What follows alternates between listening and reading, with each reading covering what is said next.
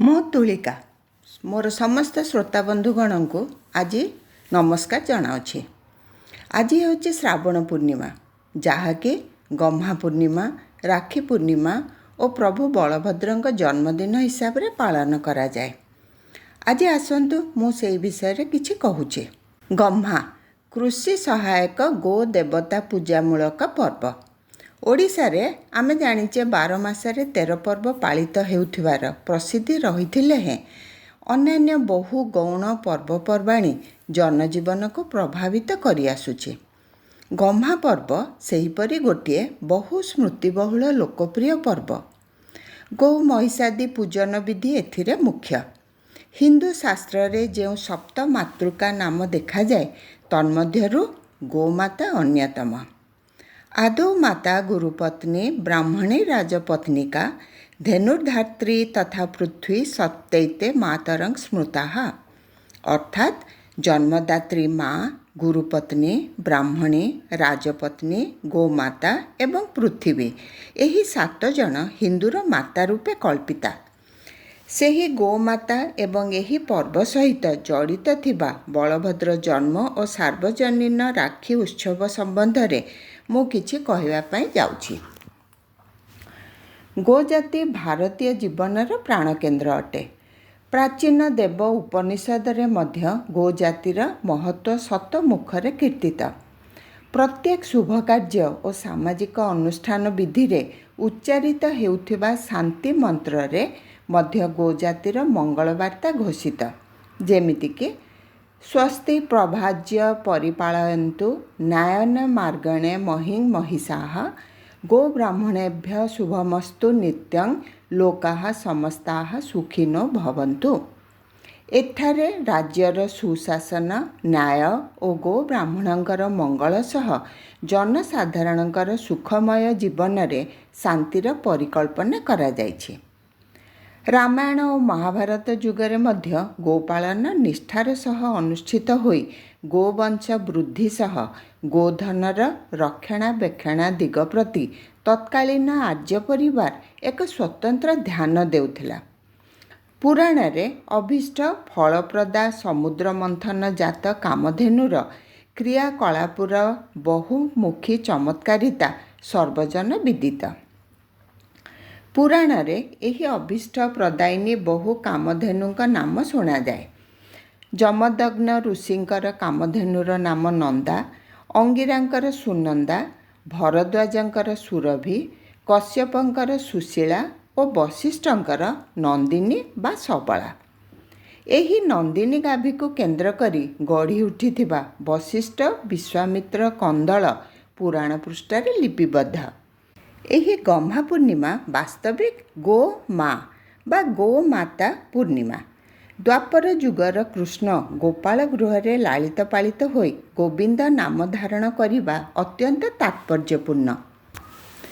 କିମ୍ବଦନ୍ତୀ ଅନୁସାରେ ଏହି ଗୋ ଜାତିର ବାଧକ ଗହ୍ମା ନାମକ ଏକ କୁଗ୍ରହ ଥିଲା।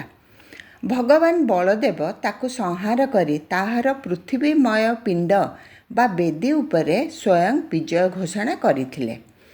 ଏହି ଅଭିମତକୁ ନେଇ ଓଡ଼ିଶାର ଗ୍ରାମ ଶାସନମାନଙ୍କରେ ମାଟିରେ ଗୋଟିଏ ବେଦୀ ନିର୍ମାଣ କରାଯାଇ ସେଠାରେ ବଳିବର୍ଦ ଦେବତାଙ୍କୁ ପୂଜା କରାଯାଏ।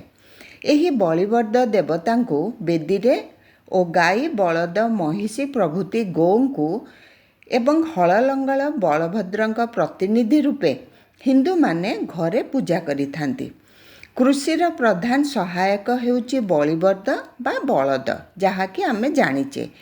ଏଣୁ କୃଷି ସହ ନିତ୍ୟ ସମ୍ବନ୍ଧଯୁକ୍ତ ବଳଦ ଦେବତା ବା କୃଷି ଦେବତାର ଗର୍ବ ରୂପେ ଏହି ଗହ୍ମା ପର୍ବ ବିଦିତ। ତେଣୁ ଏହା ଗୋ-ମା ପୂର୍ଣ୍ଣିମା ବା ଗୋ-ମା ପର୍ବ ହିସାବରେ ଜଣାଯାଇଛି। ଗୋବିନ୍ଦଙ୍କ ଅଗ୍ରଜ ବଳଭଦ୍ରଙ୍କ ଜନ୍ମ ମଧ୍ୟ ଏହି ଶ୍ରାବଣ ପୂର୍ଣ୍ଣିମା ବା ଗହ୍ମା ପୂର୍ଣ୍ଣିମା। ଏଣୁ ଗୋ ଜାତିର ଅହ୍ମା ବା ଜୀବତତ୍ତ୍ୱ ବୋଲି ଗହ୍ମା କେତେକ ପଣ୍ଡିତଙ୍କ ଦ୍ୱାରା ନାମିତ। ଏହି ଗହ୍ମା ନାମକ କୃଷି ବା ଗୋ ଅନିଷ୍ଟକାରୀ ସଂହାର ଉତ୍ସବରେ ହଳ ମୁଷଳ ହସ୍ତ ବଳଭଦ୍ରଙ୍କର ଜନ୍ମୋତ୍ସବ ପାଳନ କରିବା ସଙ୍ଗେ ସଙ୍ଗେ ହିନ୍ଦୁ ନରନାରୀ ଗାଁ ଗହଳରେ ଏହି ଦିନ ନାନା ସୁସ୍ୱାଦୁ ପିଠାପଣା ପ୍ରସ୍ତୁତ କରି ବଳଦକୁ ଗାଧୋଇ ତା ଉପରେ ଚିତା ଲଗାଇ ହଳଦୀ ପାଣିରେ ପାଦ ଧୋଇ ତାର ସତ୍କାର କରନ୍ତି।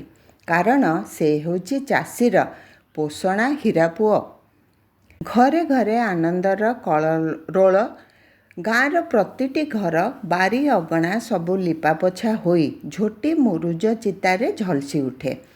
15 ଦିନ ଆଗରୁ ମାନେ ଚିତଉ ଅମାବାସ୍ୟା ଠାରୁ ସାଇତା ହୋଇ ରଖାଥିବା ବଛା ବଛା ମୋଟା ସଢ଼େଇଯୁକ୍ତ ପାକଳ ନଡ଼ିଆ ସବୁ ଗହ୍ମା ପର୍ବରେ ଲଢ଼େଇ ପାଇଁ ବାହାରି ଆସେ।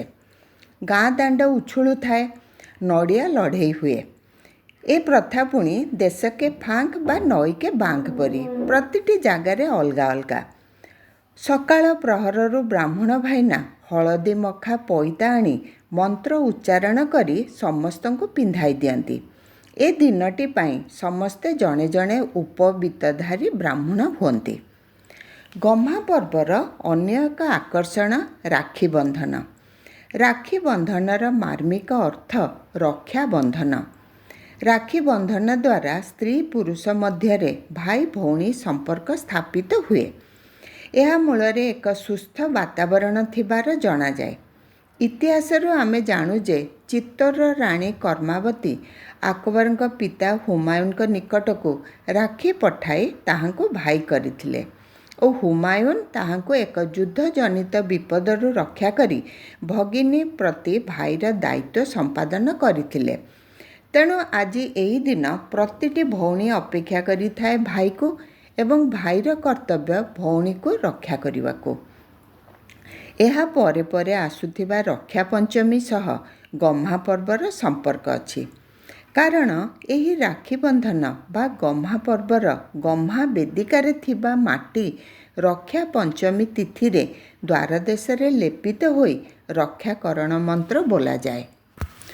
ଯଥା ଘଣ୍ଟାକର୍ଣ୍ଣ ମହାବୀର ସର୍ବବ୍ୟାଧି ନିବାରଣଂ।